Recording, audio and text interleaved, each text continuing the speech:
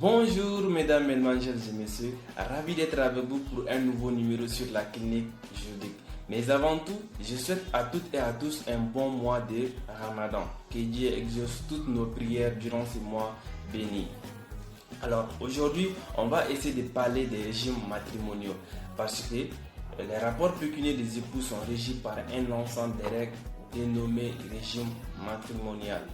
Cependant, il existe deux types de régimes. Le régime de la séparation des biens et celui de la communauté des biens. Mais nous allons nous apaisanter sur le régime de la séparation des biens. On va essayer d'expliquer comment ces régimes fonctionnent dans le cadre du mariage, c'est-à-dire dans un couple. Ne vous inquiétez pas, tout de suite vous aurez la réponse.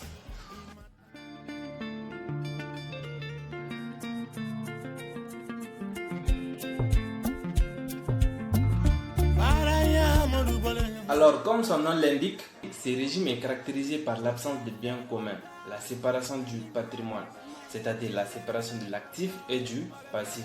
On sait d'ores et déjà que le patrimoine est composé de l'actif et du passif. Il y a d'abord donc la séparation de l'actif, qui est l'ensemble des biens d'une personne, qui peut être des biens meubles ou des immeubles. Selon l'article 387 du Code des personnes de la famille, chaque époux a la libre administration de ses biens, conserve la jouissance et la libre disposition de ses biens. Cela veut tout simplement dire que chaque époux peut faire de ce qu'il veut de ses biens, sans rendre compte à personne. Ensuite vient la séparation du passif. Ici, le passif c'est l'ensemble des dettes et des obligations d'une personne. Ici, chaque époux est responsable de ses dettes. Que ces dettes soient contractées avant ou pendant le mariage, la conjointe ou le conjoint est le seul responsable.